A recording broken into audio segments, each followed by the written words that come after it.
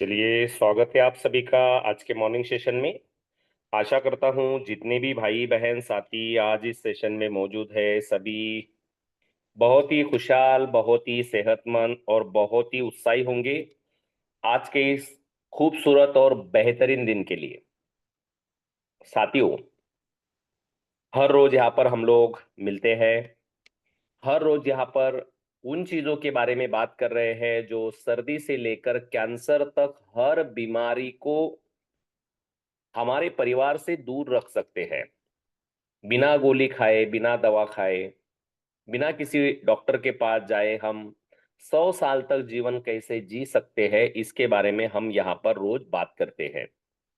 और मुझे आशा है जो भी बातें यहाँ पर हो रही है, सभी भाई बहन साथी उन बातों को अपने जीवन में फॉलो कर रहे होंगे।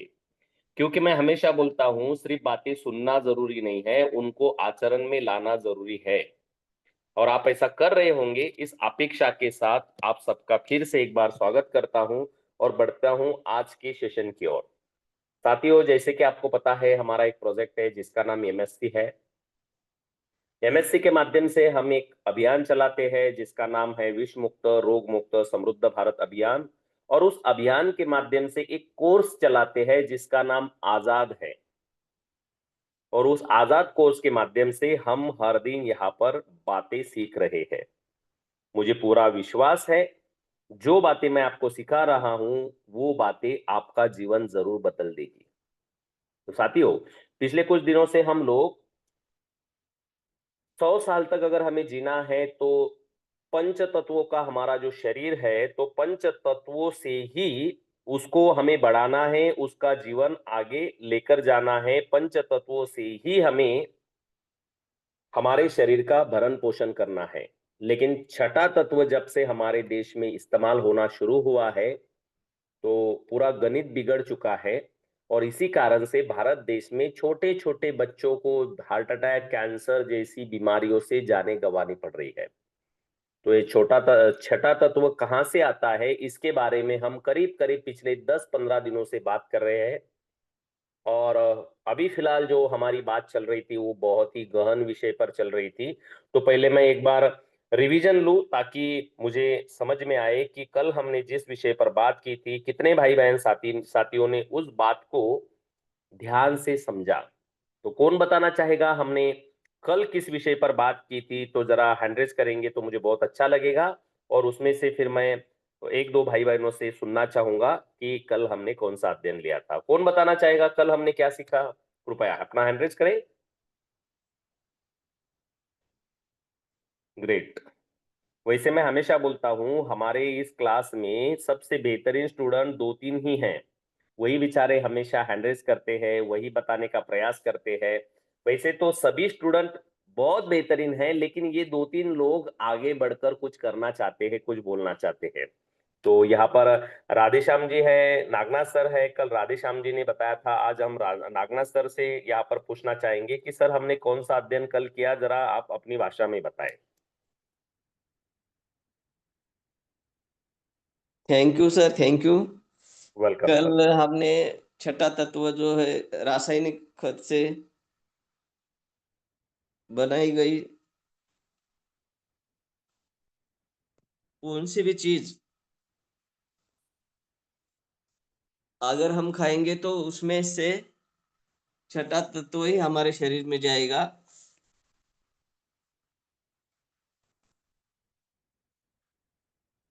उसमें आपने बताया था कि हाइब्रिड जो संकरित है वो खाने से उत्पादन बढ़ गया है, लेकिन जो उसमें प्रोटीन और जो पौष्टिक थे वो शरीर को मिलते नहीं है।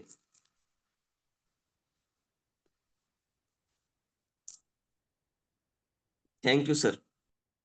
ओके ओके ओके ओके, बहुत बहुत धन्यवाद। वैसे नागनाथ सर बहुत विस्तार से बात करते हैं, लेकिन आज शायद वो कुछ काम में है, या फिर शायद अभी उनका मूड फ्रेश नहीं है, इसके कारण से वो आज बहुत संक्षिप्त में मैं बात कर पाए।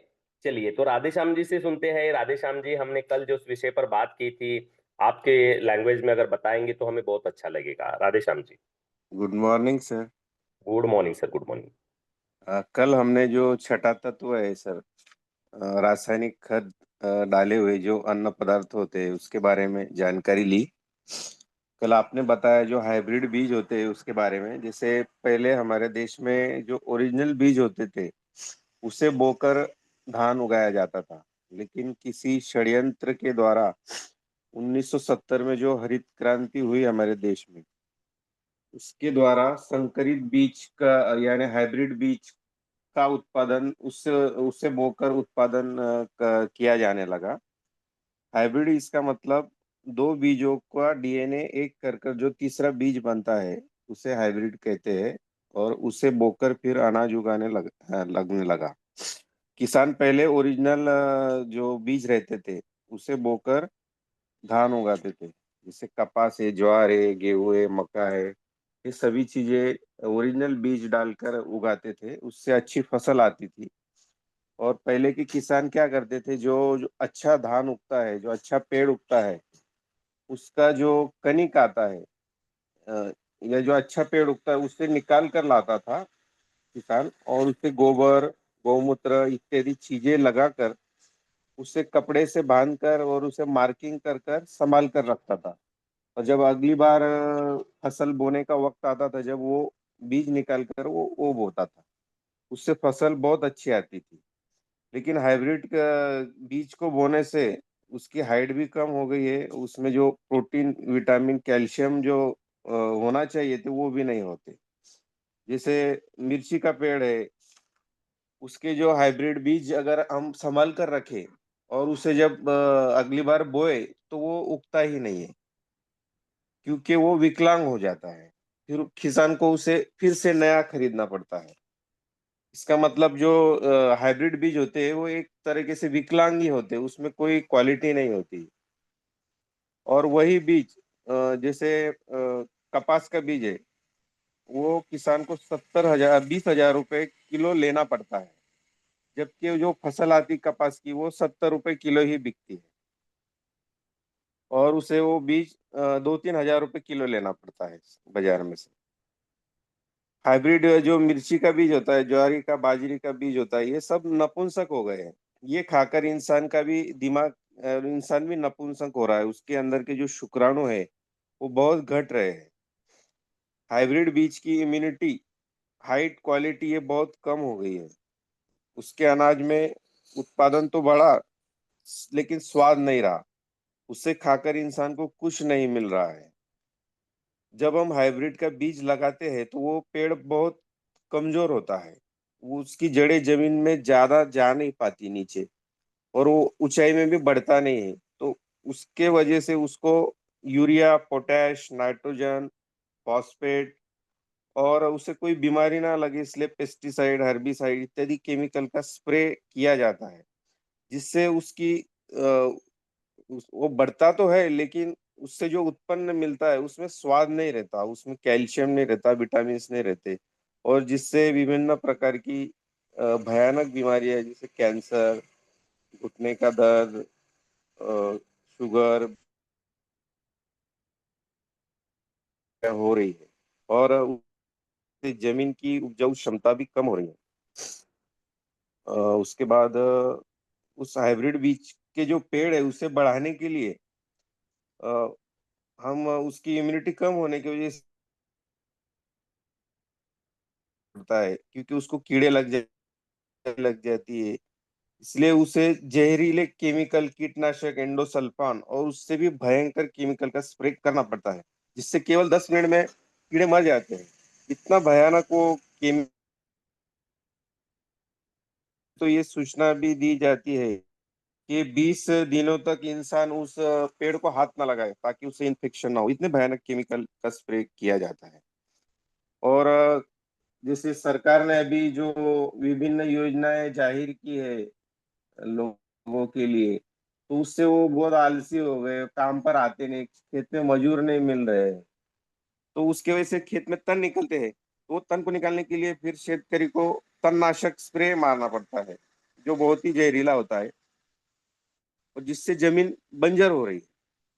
जैसे आपने एक उदाहरण दिया था 2005 में, आपने जो बीटी कपास का एक बी का आपने बीजारोपण किया, तो 1 एकड़ में 25 क्विंटल कपास आई। लेकिन आज अगर हम वही बीज को जमीन में बोए तो 1 एकड़ में 3 से 5 क्विंटल कपास भी नहीं आती, जो पहले 25 क्विंटल आती थी। तो इसी तरह अलग अलग फंगिसाइड, हर्बिसाइड और पेस्टिसाइड का स्प्रे कर कर हमें विभिन्न प्रकार की जो बीमारियां हो रही है, कैंसर, हार्ट अटैक, घुटने की बीमारियां इत्यादि, 1970 जैसे हरित क्रांति के पहले कोई केमिकल नहीं डाला जाता था, तो जो धान उगता था उसमें बहुत पोषक तत्व रहते थे, क्वालिटी रहती थी, उससे आदमी का पूरा विकास होता था शरीर का। लेकिन अभी उसको बीमारियां बढ़ रही सर, ये आपने जानकारी दी। Thank you. ओके सर, बहुत बहुत सुंदर आपने यहाँ पर विश्लेषण रखा है। आई होप कि बाकी जितने भी सदस्य इस मीटिंग में होते हैं या आते हैं, या आज कुछ नए भी लोग आए हैं इसमें, तो इन लोगों ने ये जो बात आपने कही कि पिछला कल हमने परसों हमने क्या सीखा था, उसका जो रिवीजन है वो आपने यहाँ पर रखा है। बहुत बहुत धन्यवाद सर। बहुत बहुत आपका मन से आभारी हूँ, क्योंकि आप कम से कम इतना सारा लिख कर रख रहे हैं, इतना सारा अच्छे से अध्ययन कर रहे हैं। साथियों, बढ़ता हूँ आगे। तो हमारा जो पिछले सेशनों में जो हमने सीखा है कि छठा तत्व कहाँ कहाँ से आता है हमारे जीवन में, जिसके कारण से भारत देश के लोगों का जीवन बर्बाद हो रहा है, भारत देश बर्बाद हो रहा है। भले ही ये बातें अभी 15-20 लोगों में हो रही है, लेकिन ये बातें वैसे तो करोड़ों लोगों तक पहुंचनी चाहिए, लेकिन ये दुर्भाग्य है। इसका मैं मेरा दुर्भाग्य कहूं या देश का दुर्भाग्य कहूं कि इस मीटिंग में सिर्फ 15-20 लोग ही आते हैं, लेकिन ये करोड़ों लोगों तक पहुंचने वाली बात है, क्योंकि देश बर्बाद हो रहा है और बर्बाद हो जाएगा।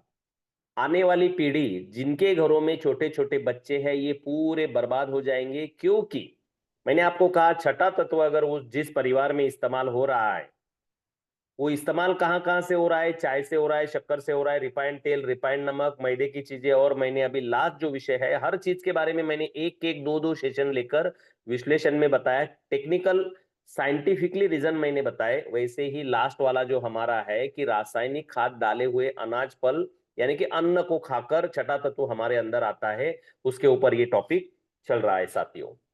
तो ये जो छठा तत्व भारत देश के लोगों में जा रहा है, इसी कारण से ये केमिकल, इसको जहर कहा जाता है सीधी भाषा में। तो ये जहर अगर शरीर में जाएगा तो नेचुरली इंसान की जो बॉडी, क्योंकि जहर से कोई भी मरता ही है, वो आदमी हो या फिर जानवर हो या कीड़े हो या कुछ भी हो। तो ये जहर जो है साथियों, बड़ी मात्रा में आजकल खेतों में जो अनाज, क्योंकि आप कौन से भी ओहदे पर जाएं, ध्यान से सुनिए अब मैं क्या कह रहा हूं। आप चपरासी बने, आप सिपाही बने, या कलेक्टर बने, या कमिश्नर बने, आमदार बने, ग्राम पंचायत का सदस्य बने, या कोई पंतप्रधान बने, आपको जो खाना पड़ता है वो जमीन में उगा हुआ ही खाना पड़ता है। ऐसी कोई फैक्ट्री अब तक पैदा नहीं हुई कि जहां पर अनाज बनता है। हाँ, खेत में से उगे हुए अनाज को प्रोसेस करके कोई प्रोडक्ट बना लेंगे, कोई कुरकुरे बना लेंगे, कोई चिप्स बना लेंगे, कोई कोई मतलब सेव, कोई चिवड़ा, कोई कुछ ना कुछ बना लेंगे, सोन पापड़ी बनाएंगे या अन्य कोई भी पदार्थ बनाएंगे, लेकिन उसका जो रॉ मटेरियल है वो उगता जमीन में ही है। क्योंकि मैं हमेशा बोलता हूं, हमारा जो शरीर है ये पंच तत्वों से बना हुआ है। अब पंच तत्वों से बना हुआ है, तो कुदरत ने जो भी चीज शरीर को खाने के लिए बनेगी वो पंच तत्वों से ही बनेगी। वो जमीन में ही उगेगी, उसको पानी डालना पड़ेगा, उसको धूप डालनी पड़ेगी, उसको ऑक्सीजन देना पड़ेगा, उसको आकाश आभा देना पड़ेगा, तब जाके वो फसल है या फल है या सब्जी है, सब वहीं से उगेंगे। लेकिन आजकल जो जमीन के अंदर उग रहा है वो जहर उग रहा है, जो उत्पादित हो रहा है वो जहर उत्पादित हो रहा है। आप कहीं भी जाओ, मैंने जैसे बताया कि आप कौन सी भी नौकरी करें, कितने भी बड़े ओहदे पर जाए, खाना जमीन के अंदर का ही है, और वही अगर जहर है तो सोचिए कि आने वाली पीढ़ी जिंदा कहां से बचेगी। हम टीवी पर देखते हैं, मोबाइल पर देखते हैं या कहीं न्यूज़पेपर में सुनते हैं कि 10 साल के बच्चे को कैंसर हो गया, 12 साल के बच्चे को हार्ट अटैक हो गया, स्कूल में गया बच्चा उधर ही मर गया। अब कल मैंने और एक न्यूज़ कहीं पर सुनी, मुझे अभी याद नहीं है एग्जैक्टली कहाँ पर आई थी वो, शायद पेपर में, अब सॉरी मोबाइल पर ही आया था मेरे, कि एक ड्राइवर था, गाड़ी चला रहा था, स्कूल बस चला रहा था, उसको अचानक से हार्ट अटैक आ गया और वो मर गया। गनीमत रही कि उसको जब पता चला कि उसको हार्ट अटैक आ रहा है तो उसने गाड़ी सही जगह पर रोक ली, नहीं तो उसमें जो 40-50 बच्चे थे वो भी मर जाते। साथियों, मैंने बहुत बार कहा है कि आने वाले 20 साल में आप लोगों को लाशें उठाने के लिए लोग नहीं रहेंगे। ये घटना भारत देश में होगी तो होगी। आप विश्वास नहीं करेंगे, मुझे पता है कुछ लोग अपना अपना दिमाग लगाते रहते हैं, इसके कारण से लोग सुनना पसंद नहीं करते इन सब चीजों को, लेकिन ये सत्य है। अगर बचना है तो हमें छठा तत्व मिटाना पड़ेगा। ये बहुत बड़ा मिशन है, ये कोई आम चीज नहीं है, आम बात नहीं है। तो हो ये रहा है कि हम जो घर में खाना खा रहे हैं, वो जो गेहूं है, चावल है, दालें हैं, उनको खेत में जब उगाया जाता है, जो फल सब्जी आप खाते हो उनको जब जमीन में उगाया जाता है, मैंने 3 दिनों से ये चीज कही है कि वो सब हाइब्रिड है। अब हाइब्रिड मैंने 3 दिनों में विश्लेषण दिया है, अभी मैं उसमें नहीं जाऊंगा, नहीं तो आज का दिन भी उसी में निकल जाएगा, क्योंकि मुझे कल से आगे सेशन बढ़ाना है। मैं आज ये छठे तत्वों का विषय आज पूरा क्लोज कर देने वाला हूं। तो साथियों, ये जो हाइब्रिड बीज है, मैंने कल भी कहा था कि उसकी उन्होंने क्या किया, उत्पादन क्षमता बढ़ाने के लिए उसकी हाइट कम कर दी, उसकी क्वालिटी कम कर दी, उसकी उसकी सभी सभी गुणों को कम करके बस प्रोडक्शन में उसको बढ़ा दिया। अब इससे हुआ क्या कि उसके अंदर कोई शक्ति ही नहीं बची। तो स्वाभाविक चीज है, अगर बोनी चीज खाएंगे तो आदमी की हाइट कम ही होगी। जिस चीज को मैंने कल भी कहा था कि जो खाओ, जैसा खाओगे वैसा बनोगे। अब बुटकी चीज, बोनी चीज अगर खाओगे तो बोनी ही बनोगे। इसलिए तो आजकल लोगों की हाइट बढ़ नहीं रही है, छोटे छोटे लड़कों की हाइट बढ़ रही है, लड़कियों की हाइट नहीं बढ़ रही है ज्यादा। दूसरा, मैंने कहा हाइब्रिड है तो उसमें ह्यूमिडिटी कम है, क्योंकि उसके पैर मतलब जड़ें जो है वो ज्यादा खोल नहीं जाती है, ज्यादा गहरी नहीं जाती है, तो स्वाभाविक है उसमें ह्यूमिडिटी कम है, तो फिर उसके ऊपर रोग आएंगे नेचुरली। इंसान जो है उनको खाकर इंसान की ह्यूमिडिटी कम हो चुकी है। सोचिए ना आप, मैंने कितनी बार कहा है आप लोगों को, बच्चा अगर पैदा हो रहा है, पैदा होने की बात छोड़ दीजिए, जैसे ही किसी माँ को गर्भ धारणा होती है तो उसी दिन से उसको दवा खाने की ट्रीटमेंट देनी पड़ रही है। ये बात थोड़ा गंभीरता से समझने की चीज है। गर्भ धारणा होने से लेकर वो बच्चे को 9 महीने तक उस माँ को डॉक्टर ट्रीटमेंट दे रहा है, तब जाके वो गर्भ ठहर रहा है, नहीं तो गिर जाता है। अब बड़ी मुश्किल से अगर बच्चा परिपक्व हो गया, 9 महीने कंप्लीट हो गए, तो 80-90% बहनें तो बच्चे को बाहर भी नहीं निकाल पा रही है, तो काट के बाहर निकालना पड़ रहा है। यानी कि महिलाओं की क्षमता वहां पर खत्म हो चुकी है बच्चे को जन्म देने की, तो सीजरिन करके। हाँ, 10-20% शायद हेलो। वो अपने। हाँ सर। राधे श्याम जी, आपने बीच बीच में हेलो कहा, कुछ प्रॉब्लम है? नागनाथ सर, क्या मेरी आवाज आ रही है? हाँ सर, यस क्लियर है सर। नहीं, राधे श्याम जी ने हेलो कहा, मुझे लगा कोई प्रॉब्लम है क्या। नहीं नहीं नहीं, कोई नहीं, गलती से। चलिए चलिए, ठीक है। तो राधेश्याम जी, अगर आपको आवाज नहीं आ रही है, कोई प्रॉब्लम है, तो आपका शायद नेटवर्क इशू होगा, थोड़ा सा चेक कर लीजिएगा प्लीज। चलिए बढ़ते आगे। तो साथियों, मैं कह ये रहा था कि अगर 9 महीने कंप्लीट हो भी गए तो वो माँ है, वो माँ बच्चे को जन्म देने के लायक नहीं बची है। 10-20% अगर किसी पैसे के लालच में सीजरिंग होते होंगे, लेकिन 70 से 80% सीजरिंग जो है वो मजबूरी के कारण करने पड़ रहे हैं, क्योंकि वो माँ बच्चे को जन्म दे नहीं पा रही है। फिर बच्चे को काट के बाहर निकालने के बाद में उस बच्चे को जैसे जन्म हुआ, मैंने जहां तक अध्ययन किया है, 50-60% बच्चों को कांच की पेटी में रखना पड़ रहा है। उसके बाद उस बच्चे को गोलियां दवा चालू हो जाती है। अब वो साल भर का हो जाएगा, गोलियां खा खा के अगर हो जाएगा, तो साल भरने के बाद में 2 महीने के बाद में बीमार गिरेगा, और 3 महीने गए बीमार गिरेगा। ऐसी रूटीन हो गई है इंसान के शरीर की। क्यों? क्योंकि खा ही जहर रहा है ना। गर्भधारणा होने से पहले ही उसके शरीर में जहर अगर जा रहा है माँ के गर्भ से, माँ के अंड बीज से, तो वो बच्चे का भविष्य क्या हो सकता है। तो सीधी सी बात है, जो हाइब्रिड बीज बोए जा रहे हैं, तो वो हाइब्रिड जो बीज है उसके जो पेड़ आते हैं उनकी इम्यूनिटी कम है, तो उसकी इम्यूनिटी कम है तो उसको खाकर शरीर की इम्यूनिटी कम हो गई। तो फिर उस खेत में उसको बचाने के लिए कीटनाशक इस्तेमाल करते हैं, बुरशीनाशक इस्तेमाल करते हैं, रासायनिक खादों को इस्तेमाल करते हैं, फिर पूरा जहर डालकर वो अन्न इंसान तक लाया जाता है, और उसको खा के इंसान भी वैसे ही हो रहा है। इसलिए जन्म से ही ट्रीटमेंट चालू करना पड़ता है, गर्भधारणा से ही ट्रीटमेंट चालू करना पड़ता है, तब जाके बच्चा पैदा हो रहा है। आगे क्या, एग्जैक्टली यही सिस्टम आगे चल रहा है साथियों। और मैंने आपको कल भी कहा था कि जो बीज, जो हाइब्रिड बीज है वो नपुंसक है। अगर आप किसी मिर्ची का बीज निकालकर उसको फिर से बोएंगे तो उसको मिर्ची नहीं आएगी, क्योंकि वो नपुंसक बीज है। आप किसी जवार का, किसी हाइब्रिड जवार का बीज निकालेंगे, उसको फिर से बोएंगे तो वो उगेगा तो सही, लेकिन उसको बीज नहीं आएंगे, उसको कनिस में दाने नहीं आएंगे। हमने प्रयोग किया है, मैंने खुद ये प्रयोग किया है, कपास में किया है, जवार में किया है, मिर्ची में किया है, हर चीज में जितने भी हाइब्रिड बीज मार्केट में आते हैं उनके प्रयोग हमने किए हैं। वो बांझ बन जाते हैं, नपुंसक हो जाते हैं। सोचिए कि उस चीज को खा के इंसान कैसे क्या सपुंसक होगा, कैसे क्या आने वाली पीढ़ी को आगे बढ़ा पाएगा। और इसी कारण से भारत देश में ये घटनाएं देखने को मिलती है साथियों कि 100 में से करीब करीब 30 से 40 लोग अभी नपुंसक बन चुके हैं। कोई माँ है, उसके अंडा सही से नहीं बनते हैं, कोई आदमी है उसके शुक्राणु सही से नहीं बनते हैं। इसके पीछे कारण क्या है, यही है कि आप नपुंसक चीजें खा रहे हो। लेकिन आप सोचिए कि हम तो कम से कम थोड़ा बहुत ठीक ठाक खा ही लेते थे, लेकिन अभी आने वाली जो पीढ़ी है, जो बच्चे छोटे छोटे हैं, ये क्या खा रहे हैं, तो होगा क्या, सोचिए ना एक बार। मैं आपको ईमानदारी से और एक चीज बताता हूं, अगर आपको समझ में आए तो जरूर इस बात पर गौर कीजिएगा आप।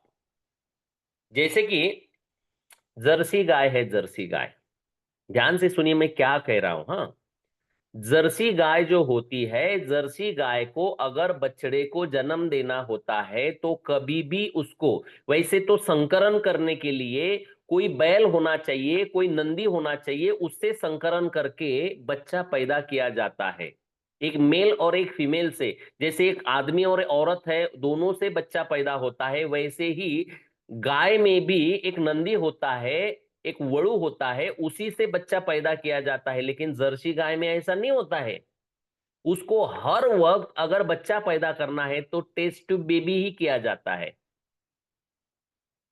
तो सोचिए, यानी कि वहां पर अगर किसी नर को इस्तेमाल करके, उसको वहां पर मेल को इस्तेमाल करके अगर बच्चे को पैदा नहीं किया जा रहा है, तो उस जर्सी गाय का दूध पीकर, सोचिए मैं क्या कह रहा हूं, जर्सी गाय का दूध पीकर जो आने वाली पीढ़ी बन रही है वो कैसी होगी। टेस्ट ट्यूब बेबी से ही बच्चे पैदा करने पड़ेंगे उनको, क्योंकि वही खेल आगे बढ़ेगा, जैसे खाल तसे वाल, ये सिद्धांत यहां पर क्लियरली लागू होता है। और भारत देश में अभी बेचा क्या जा रहा है, खुद से एक बार पूछिए। मैंने उस दिन दूध के बारे में बताया था आप लोगों को, अभी मैं विश्लेषण में नहीं जाऊंगा। तो साथियों, ये जो खेल चल रहा है हमारे देश में, ये खेल समझ से बाहर है। शायद आम आदमी को इन सब चीजों के बारे में कुछ पता नहीं है, कुछ पता नहीं है। राजनीतिक पुढ़ारी हो, मैंने कल भी बताया था, या जो साइंटिस्ट है, या जो लोग हैं जो दुनिया पर राज करते हैं, देश पर राज करते हैं, ये लोग मनमानी करके खेल खेलते हैं आप लोगों के ऊपर। और हम आम आदमी, गरीब लोग जो है, गधे की तरह इनकी बातें मान लेते हैं, गधे की तरह इनकी बातें सुन लेते हैं और वैसे ही करते हैं। आपको पता भी नहीं है आने वाला समय कितना भयावह होने वाला है, क्योंकि जो रासायनिक खाद बेचने वाली कंपनियां होती है, ये करोड़ों का कमीशन देती है अलग अलग अलग अलग अधिकारी, पुढ़ारी और मंत्रियों को। जो जहरीले केमिकल बेचे जाते हैं, उसमें भी वही खेल है। सभी जगह पर रिश्वतखोरी चलती है, और रिश्वतखोरी के माध्यम से आप लोगों के साथ में खेल खेला जाता है। कुछ लोग मुझे बोलते हैं, बहुत बार मेरे जब व्याख्यान होते हैं तो लोग मुझे बोलते हैं कि सर फिर गवर्नमेंट को अकल नहीं है क्या, आप इतनी बातें बोलते हो, तो क्या गवर्नमेंट बेवकूफ है क्या? बेवकूफ नहीं, वो होशियार है। वो पैसे लेकर आपके साथ खेल खेलते हैं। सिंपल सी बात बताता हूं ताकि आपको थोड़ी सी आंखें खुले आपकी। साथियों, क्या आपको लगता है कि सरकार को पता नहीं है, अधिकारियों को पता नहीं है, जो गवर्नमेंट चलाते हैं उनको पता नहीं है कि शराब से बीमारी होती है, गुटखे से बीमारी होती है? वो तो उस गुटखे के डिब्बी पर भी लिख कर देते हैं और मुंह भी डालते हैं सड़ा हुआ कि कैंसर होगा ऐसे। अगर इतनी ही अकल है तो फिर उसका उत्पादन क्यों बंद नहीं करते? शराब, आप मूवी देखते हो, टीवी देखते हो, कोई शराब पीने का सीन आता है तो वहां पर लिख कर आता है धूम्रपान सेहत के लिए घातक है, इसके ना करे। और फिर शराब बनाने के लाइसेंस दे कौन रहा है, बेचने के लाइसेंस दे कौन रहा है? कभी गौर किया है इन चीजों पर? ये होशियार लोग हैं। मुझे नहीं पता आप लोगों को ये सब बातें समझ में आती है नहीं आती है, मैं नहीं जानता हूं, लेकिन मैं आप लोगों को एक सच्चाई बताऊंगा। जब कोरोना हुआ था, कोरोना चल रहा था, तो लॉकडाउन चल रहा था, तो सरकार की तिजोरी में जब पैसा खत्म हो गया तो उन्होंने खाने पीने की चीजें शायद चालू की नहीं की, मुझे उससे मतलब नहीं है, पता नहीं है। लेकिन शराब बेचना उन्होंने सबसे पहले स्टार्ट किया था, क्योंकि सबसे पहले कोई चीज खुलेगी तो वो शराब खुलेगी, क्योंकि शराब से उनको ज्यादा रिवेन्यू आता है। आपको पता है, मैं आपको एक सच्चाई बताऊं, मुझे नहीं पता मेरी सच्चाई आप लोगों को कितनी समझ में आएगी कितनी नहीं आएगी, और ये सच्चाई शायद कुछ लोगों को बहुत बुरी भी लगेगी। लेकिन सच्चाई ये है कि भारत देश में अगर कोई एमएलए एमपी चुनकर आता है, यानी कि आमदार या खासदार चुनकर आता है, वो 5 साल तक एमएलए बनता है, एमपी बनता है, तो साथियों वो कम से कम 500 करोड़ की प्रॉपर्टी कमा लेता है। कहाँ से कमाता है? ये जो टैक्सेस आप भरते हो, ये जो आप केमिकल इस्तेमाल कर रहे हो, इसमें से जो कंपनियां उनको पैसा देती है, या जो कुछ भी खेल चल रहा है, जो शराब बिक रही है, गुटखे बिक रहे हैं, जो भी गलत गलत चीजें हो रही है, उसमें से जो रिश्वत मिलते हैं या टैक्सेस मिलते हैं, वही टैक्सेस लूटने के लिए इनको मजा आता है। इसलिए तो ये आपके आपके साथ खेल खेल रहे हैं। मरेंगे भारत देश के सभी लोग। जो बच्चे घर में जन्म ले रहे हैं ना, ये सब बर्बाद हो जाएंगे, नपुंसक हो जाएंगे, क्योंकि आप खा ही वही रहे हो। आपको पता भी नहीं है क्या खेल खेला जा रहा है आपके साथ में, बस आपको मजा आ रहा है। आपको लगता है आप बीमार हो जाते हो तो आप दवाखाने में चले जाते हो, आपको लगता है कि भाई दवाखाना है, बीमार तो होना ही है। बीमार ऐसे ही नहीं हो रहे, आप जो खा रहे हो वो जहर खा रहे हो, इसलिए बीमार हो रहे हो, ऐसे ही बीमार नहीं होते। आपको पता भी नहीं है, ये लोग जितने भी अपने आप को संशोधक बोलते हैं या राजनेता, राजनीति मतलब पुडारी बोलते हैं, ये लोग इस पृथ्वी को बर्बाद करने की कगार पर है। मुझे नहीं पता कितने दिन तक चलेगा ये सब खेल, लेकिन भारत देश का अंत बहुत नजदीक है, इतना तो मुझे दिख रहा है। भारत देश का पूरा नहीं होगा, इसमें से 10-20% तो मैं बचा ही लूंगा जो मेरे साथ में आएंगे, लेकिन बाकी के तो कोई बचा नहीं सकता इनको, क्योंकि खेल ही वैसा खेला गया है। आप समझ भी नहीं पाओगे। मैंने उस दिन भी पिछले मेरे अपने सेशन में कहा था कि युवा पीढ़ी जो है साथियों, करीब करीब अगर आप गांव खेड़े में जाओगे, छोटे छोटे विलेजेस में जाओगे, तो युवा जो बच्चे हैं, युवा जो आदमी है, लड़के हैं, इसमें से 50% से ज्यादा बच्चे, युवा लड़के शराबी बन चुके हैं, शराबी। और जो शराबी बनते हैं वो ना कभी कोई अध्ययन कर पाते हैं, ना किसी का विरोध कर पाते हैं, ना किसी विकास के लिए वो आगे बढ़ पाते हैं। और करीब करीब 50% युवा पीढ़ी जो है वो शराबी बन चुकी है इस देश की। पता नहीं आगे क्या होने वाला है, लेकिन मेरा प्रयास ये है कि मैं 10% लोगों को बचा लूं, क्योंकि भारत देश को बचाना है तो मिनिमम 10% लोगों को बचाना पड़ेगा। 90% नहीं बचा पाऊंगा मैं, क्योंकि 90% लोग कभी भी सुनने वाले नहीं होते हैं किसी की। जैसे कि आपको पता है हमारे ग्रुप में अभी 40-45 लोग होंगे, उसमें से 18 लोग हम लोग यहाँ पर आए हैं। इसका मतलब क्या है? क्या बाकी लोगों को जिंदगी जीना नहीं है? बाकी लोगों को नहीं, लेकिन उनको भगवान भी बुद्धि नहीं देगा शायद, पता नहीं क्यों नहीं देगा, लेकिन नहीं दे रहा है। अभी जो यहाँ पर ये 17-18 लोग जो भी है मेरे साथ में यहाँ पर आए हुए हैं, शायद ये लोग मेरी बात अच्छे से सुन पाएंगे, लेकिन ये पूरे के पूरे अनुकरण कर पाएंगे क्या? ये भी नहीं होगा, क्योंकि भगवान हर किसी को सद्बुद्धि नहीं दे सकता है। इसीलिए साथियों, मेरा प्रयास यह है कि कम से कम 10% लोग इस देश के बचे, ताकि ये देश शमशान ना बने। इसलिए ये अभियान निकाला गया है जिसका नाम विश्व मुक्त रोग मुक्त समृद्ध भारत अभियान है।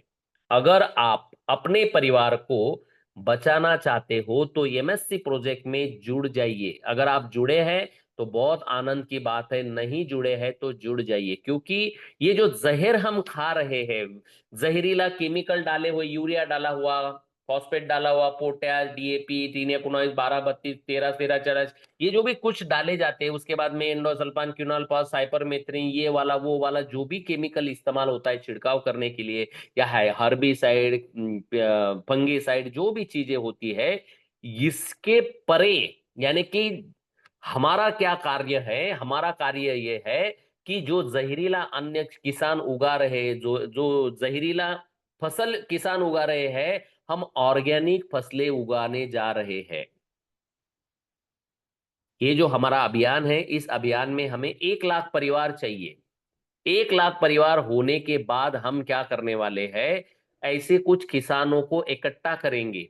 हाँ, 2 पैसे एक्स्ट्रा देने पड़ेंगे, मैं मानता हूं, क्योंकि मार्केट में अगर आप जाएंगे तो पेड़ा खाएंगे। पेड़ा पेड़ा आपको 200 रुपए किलो का भी मिलेगा, 600 रुपए किलो का भी मिलेगा। फर्क क्या होगा? क्वालिटी का। आप अगर बैंगन खरीदने जाओगे तो बैंगन आप लोगों को 20 रुपए किलो भी मिलेंगे, 50 रुपए किलो भी मिलेंगे। क्वालिटी का फर्क होगा। आप कार खरीदने जाओगे तो आपको 2 3 लाख रुपए की कार भी मिलेगी और 2 3 करोड़ की कार भी मिलेगी। क्या होगा? क्वालिटी का फर्क भी रहेगा। एग्जैक्टली वैसे ही सब चीजों में, कपड़े खरीदने जाओगे, खिलौने खरीदने जाओगे, बूट चप्पल खरीदने जाओगे, यही होता है, क्वालिटी का फर्क होता है। वैसे ही हम अगर विष मुक्त खाना चाहते हैं, थोड़ा पैसा एक्स्ट्रा देना पड़ेगा, लेकिन अमृत खाना है तो 2 पैसे ज्यादा दिए तो कोई फर्क नहीं पड़ने वाला है। जिंदगी वही से चलने वाली है। फालतू फंड की चीजें खरीद कर पैसा बर्बाद करने से अच्छा है अमृत खाओ। तो हम 1 लाख परिवारों को इकट्ठा लाने लाने का हमारा कार्य चल रहा है। अब आप इसमें सहयोग करेंगे तो आपको भी फायदा होगा, ये तो मैंने पहले बहुत बार बताया हुआ है। लेकिन आप अगर अपने परिवार को बिना विष डाला हुआ, बिना छिड़काव किया हुआ, बिना हाइब्रिड, यानी कि गावरान जिसको बोला जाता है, देशी जिसको बोला जाता है, वो अगर आप खाना चाहते हो तो आपको एमएससी प्रोजेक्ट के साथ में जुड़ना होगा। 1 लाख परिवार अगर हमारे हो जाते हैं तो हम किसानों की एक बहुत बड़ी जमात खड़ी कर रहे हैं, और उन किसानों के खेतों में हम विष मुक्त अन्न बोने वाले हैं। जाहिर सी बात है, हम गावरानी अगर बोएंगे, हाइब्रिड में जहां पर 10 किलो उत्पादन आता है तो गावरानी का 4 5 किलो ही आता है। क्यों? क्योंकि उसका उत्पादन ज्यादा नहीं आता है। जैसे जर्सी गाय अगर 10 लीटर दूध देती है तो गावरान गाय 3 लीटर से ज्यादा नहीं देती है। तो ये जो विष मुक्त अन्न होगा ये थोड़ा सा महंगा होगा, लेकिन मैं मानता हूं मरने से अच्छा है महंगा खाओ, क्योंकि आप जितना पैसा इधर बचा रहे हो उससे 3 गुना पैसा आप डॉक्टर के पास खर्च कर रहे हो, और पीढ़ी की पीढ़ी बर्बाद हो रही है। लोग नपुंसक होकर आने वाली हमारी जो प्रॉपर्टी, मैंने कई ऐसे लोग देखे हैं, कई ऐसे लोग देखे हैं जिनको बच्चे ही पैदा नहीं हुए। मैं ज्यादा दूर नहीं, मेरी जलगांव की बात करूं, मैं आपको एक प्रामाणिक और सच्चा उदाहरण बताता हूं मैं। हमारे यहाँ पर एक व्यापारी है, बहुत बड़ा व्यापारी है, सोने का व्यापारी। उसका नाम पूरी दुनिया में है, रतन लाल सी बापना। आपने कभी सुना होगा? जलगांव का बहुत बड़ा पॉपुलर आदमी है ये, आरसी बापना करके या रतनलाल सी बापना करके। इन व्यक्ति, ये सोने का व्यापारी है। इसके पास इतनी प्रॉपर्टी है कि शायद ऐसा बोला जाता है कि उसके परिवार को पता नहीं इतनी प्रॉपर्टी इस व्यक्ति के पास है। लेकिन दुर्भाग्य की बात है, इस व्यक्ति ने 2 बीवियां की, एक को भी बच्चा नहीं हुआ। अब सोचिए, वो जो प्रॉपर्टी है उसने फिर अपने पुतनी को, जिसको हम लोग बोलते हैं कि भाई के बेटे को, फिर उन्होंने गोद लिया और वो सब प्रॉपर्टी उसको चली गई। क्या फायदा हुआ? क्या फायदा हुआ इतना सारा करके? यही होने वाला है आने आगे चल के। आपके घर में अगर कोई प्रॉपर्टी है, घर है, बार है, खेती है, बाड़ी है, और आपके घर में अगर कोई बच्चा जन्म ही नहीं लेगा तो फिर क्या फायदा होगा मेहनत करके? अगर आप विष मुक्त अन्न खाएंगे, आप गावरान अन्न खाएंगे, तो आप मजबूत रहेंगे, आप बच्चे जन्म दे पाएंगे, और आप 100 साल तक जिंदगी जी भी पाएंगे। फिर इसके लिए अगर हमें 2 पैसे एक्स्ट्रा देने पड़े तो कोई फर्क नहीं पड़ता है। ये पूरा कैलकुलेशन का खेल है। मुझे नहीं पता आप में से कितने लोगों को ये कैलकुलेशन समझ में आएगा, कितने लोगों को नहीं आएगा, लेकिन जिनको समझ में आएगा उन्होंने एमएससी प्रोजेक्ट में शामिल हो जाना चाहिए, ताकि आपको विष मुक्त अन्न मिले। और ये तब मिलेगा जब 1 लाख लोगों की कम्युनिटी होगी। 10, 12, 15, 100, 200, 500 लोगों के लिए ये होना पॉसिबल नहीं है, क्योंकि इसके लिए पूरा एक सिस्टम खड़ा करना है हम लोगों को, ऑर्गेनिक खेती का। क्योंकि इसमें जो खेती की जाती है, मैं इसका एक्सपर्ट हूं, मुझे नहीं पता आप लोगों को ये बात पता है कि नहीं पता है, लेकिन मैं ऑर्गेनिक खेती का बहुत बड़ा एक्सपर्ट हूं। मैंने करीब करीब 15 साल काउंसलिंग किया हुआ है किसानों को इन सब चीजों के बारे में। तो यहाँ पर जो खेती की जाती है, इसमें जो फसल उगाई जाती है वो उगाई जाती है पंच तत्वों से। बीज बोने के बाद में उस फसल को सिर्फ पंच तत्व दिए जाते हैं। पंच तत्वों में फिर गाय का गोबर होता है, जैसे मैंने आपको बताया है, उस दिन भी बताया था मैंने, शायद कल ही बताया था कि कोई फसल निकलती है तो उसका सिर्फ दाने या फल जो है वो अधिकार जो है इंसान का होता है। बाकी जो तना होता है उसको पेड़ मतलब जानवरों को खिलाया जाता है। उसके नीचे के जो डंटर होते हैं उनको जमीन में डाला जाता है। ये पूरा एक सिस्टम है। तो सिस्टम उन एक मतलब उन किसानों को हमें सिखाना पड़ेगा। 1 लाख परिवारों को अगर हम लोगों को अनाज देना है तो सिंपल सी बात है, फिर ये सिस्टम चलेगा कैसे, थोड़ा सा मैं आपको बताऊं। 1 लाख लोगों का 1 लाख परिवार है तो यानी कि 5 लाख लोग हमारे पास है, ऐसा मैं मान के चलता हूँ। 5 लाख लोग शुरुआत का हमारा टारगेट है। वैसे तो लोग 150 करोड़ है, 10% भी हम लोग बोलेंगे तो 15 करोड़ लोगों को हमें बचाना है। लेकिन हम शुरुआत में हम 5 लाख लोगों की बात कर रहे हैं कि 5 लाख लोगों को हमें अगर गेहूं देना है, एक पूरे वर्ष में अगर एक आदमी को 50 किलो गेहूं लगता है तो 5 लाख लोगों को कितना गेहूं लगेगा। उतना गेहूं कितने एकड़ में उत्पादित होगा उसका एक बजट बनाया जाएगा। उतने किसान साथ में लिए जाएंगे, उनको ट्रेनिंग दिया जाएगा, उनके खेतों में ये गेहूं बोया जाएगा, उसको पूरा प्रोसेस किया जाएगा और आप तक ये गेहूं पहुंचाया जाएगा। 5 लाख परिवार अगर है तो उनके घर में कितने केले लगेंगे। अगर वो हफ्ते भर में 1 डजन केले खाते हैं तो जो कुछ भी है उनको कितना बैंगन लगेंगे, वो कितनी मिर्ची लगेगी, कितना धनिया लगेगा, कितना ये लगेगा, कितनी चावल लगेंगे, कितने दाल लगेंगे। ये पूरा सिस्टम खड़ा किया जाने वाला है और इसी के माध्यम से आपके परिवारों को बचाया जाने वाला है। लेकिन कब, अगर आप बचना चाहते हो तो, आप अगर अपने बच्चों को बचाना चाहते हो तो एमएससी प्रोजेक्ट में आपको शामिल होना चाहिए। आज जो नए लोग आए हैं उनके उनके सर से ऊपर जा रहा होगा ये सब बातें, लेकिन जो पिछले 1.5 महीने से मुझे सुन रहे हैं उनको पता होगा कि मैं जो बात कर रहा हूं वो क्या है। तो साथियों, इसलिए तो छठा तत्व जो मैं बात कर रहा हूं कि केमिकल जो हमारे शरीर में जा रहा है उससे अगर हम लोगों को बचना है तो हम लोगों को एमएससी प्रोजेक्ट में शामिल होना है। और सिर्फ एमएससी प्रोजेक्ट में शामिल होने से ये सब होगा क्या? नहीं, कम से कम 10-10 परिवारों को हमें शामिल करना चाहिए, तब तो हमारी 1 लाख लोगों की कम्युनिटी होगी। नहीं तो वो भी मरेंगे हम भी मरेंगे। आपको सहयोग करना ही पड़ेगा, सहयोग के बिना ये चलेगा नहीं। आप अगर ये सोचेंगे कि भाई लासे सर कर लेंगे फिर होगा, हम तो बस शामिल हो जाएंगे, तो लासे सर कहाँ कहाँ जाएंगे, किस किस को बताएंगे? क्योंकि सब मिलकर क्रांति होती है, एक अकेले से क्रांति कभी नहीं होती है। भले ही महात्मा गांधी जी ने एक क्रांति की जोत जलाई थी, लेकिन महात्मा गांधी अकेले नहीं थे, लोगों ने उनके साथ में आना पसंद किया। शिवाजी महाराज ने अगर स्वराज्य स्थापन किया था तो अकेले शिवाजी महाराज लड़ाई के पर नहीं गए थे, उनके साथ मावड़े थे, इसके कारण से स्वराज्य स्थापन हुआ। या आज तक जितनी भी क्रांतियां हुई है उसमें लोगों का सहयोग जरूरी होता है। तो आपका सहयोग मुझे चाहिए। आप खुद अपने अपना मतलब खुद आप इस मिशन में शामिल हो जाइए और उसके बाद में कम से कम 10-10 परिवारों को आपने इस मिशन में शामिल करना चाहिए। अगर आप बोलेंगे कि सर मेरे पास समय नहीं है, तो फिर अपने परिवार को बर्बाद होते हुए देखने के लिए अगर आपके पास समय है तो अच्छी बात है। लेकिन आप अगर अपने परिवार से प्रेम करते हो तो आपको इस मिशन में आना चाहिए। क्योंकि मैंने आपको कहा, हम जहर खाकर अपने परिवार को बचा नहीं सकते हैं। आप कितने भी होशियार है, कितने भी एक्सपर्ट है, आपके घर में कितना भी धन दौलत है, लेकिन वो धन दौलत काम में नहीं आने वाली है। क्योंकि आप खा जो रहे हो वो जहर ही खा रहे हो। आप जो पी रहे हो वो जहर ही पी रहे हो। यहां तक कि मैं बताऊं आप लोगों को, आप जो पानी भी पीते हो ना, ये पूरा जहरीला हो चुका है।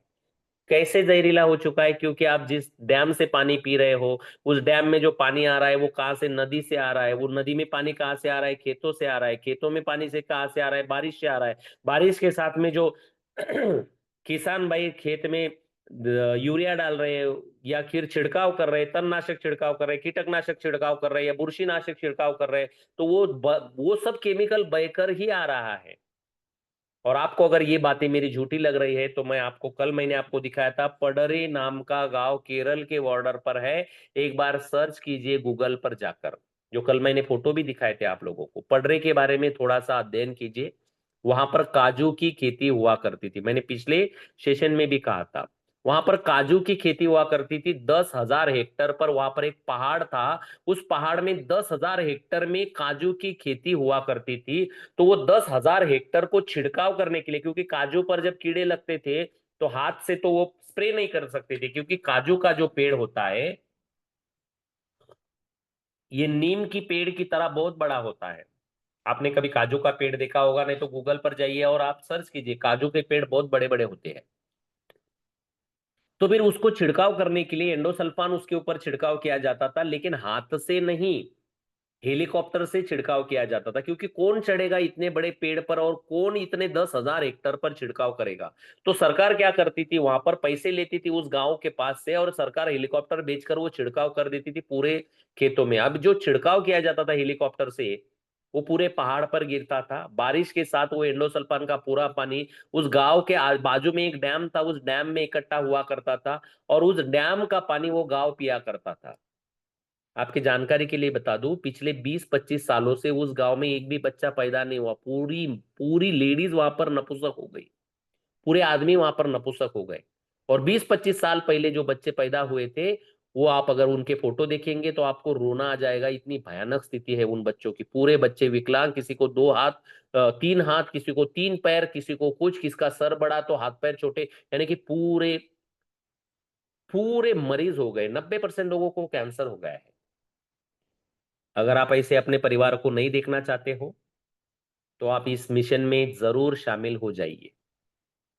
1 लाख परिवार जिस दिन हो जाएंगे, तो हम अपने सपने को पूरा कर देंगे। 1 लाख परिवार कितने दिनों में हो सकते हैं? अगर आप मुझे सहयोग करेंगे तो हम 6 महीने में भी 1 लाख परिवार कर सकते हैं। आप बोलेंगे सर, हमें अगर इस मिशन में शामिल होना है तो क्या करना होगा? इस मिशन में शामिल होने के लिए बहुत आसान प्रोसेस है। ज्यादा कुछ बहुत बड़े पैसे भरने नहीं है आप लोगों को। बस एक चैतन्य और वज्र वैसे तो इसमें 10-12 हजार रुपए लगते थे पहले, लेकिन हमने अभी जो अभियान बड़ा करने का सोचा है, तो एक चैतन्य प्रोडक्ट आता है हमारा और एक वज्र प्रोडक्ट आता है। 2 प्रोडक्ट आप अगर खरीद लेते हो तो आप लोगों को फ्री में रजिस्ट्रेशन मिलता है। ये 2 प्रोडक्ट कितने के आते हैं? सिर्फ 1,500 रुपए के आते हैं। आपका रजिस्ट्रेशन फ्री हो जाएगा। चैतन्य और वज्र क्या काम करता है? कम से कम 150 बीमारियों को ठीक करने का काम करता है। मैं इसके बारे में आगे बताऊंगा आप लोगों को। तो किसी को अगर इस मिशन में शामिल होना है, तो सिर्फ एक चैतन्य और एक वज्र, यानी कि 1,500 रुपए, अगर आप 1,500 रुपए अगर आप खर्चा करते हो, तो आप अपने परिवार को जिंदा रखने का जो अभियान है उसमें आप शामिल हो जाते हो। फ्री में हो जाते हो। वैसे तो आप पैसे दे रहे हो, तो प्रोडक्ट मिल जा रहा है आपको, और फ्री में आप शामिल हो जाते हो। आपका रजिस्ट्रेशन होगा। रजिस्ट्रेशन में आप लोगों को आईडी पासवर्ड आएगा आपके ईमेल पर, क्योंकि आपको जब आप रजिस्टर करवाओगे तो आपको ईमेल आईडी, आपका नाम, आपका पता वगैरह सब चीजें देनी होती है। तो आपको एक ईमेल आईडी आ जाएगा, और उस ईमेल पर आपको एक आईडी नंबर, पासवर्ड आएगा, आपका अकाउंट खुलेगा। क्योंकि आप जो परचेस करोगे वहां पर वो पूरा डेटा होगा परचेस का, आपने क्या लिया क्या नहीं लिया। क्योंकि हम जब 1 लाख हो जाएंगे तो हमारे मॉल्स बनेंगे। जिन जिन गांवों में हमारे कस्टमर होंगे वहां पर हमारे शॉप्स होंगे, मॉल्स होंगे। अगर नई शॉप्स अगर है तो ऑनलाइन उनको प्रोडक्ट भेजे जाएंगे। तो इस तरह से ये पूरा खेल, इस तरह से पूरा ये सिस्टम खड़ा किया जा रहा है साथियों। अगर आप छठा तत्व जो जहर हमारे परिवार में जा रहा है, जो हाइब्रिड बीज खाकर हमारे परिवार बर्बाद हो रहे हैं, इनसे बचाना चाहते हो, तो इस अभियान में, वैसे इस अभियान में शामिल होने के लिए मिनिमम 10,000 का पैकेज लेना पड़ता था। यहाँ पर ऐसे कई सारे लोग हैं जिन्होंने 10-10 हजार के पैकेज खरीदे हैं। अभी फिलहाल ये ऑफर चल रहा है कि बस 1,500 रुपए के 2 प्रोडक्ट, एक वज्र और एक चैतन्य, अगर कोई खरीद लेता है तो उसका फ्री में रजिस्ट्रेशन हो जाएगा।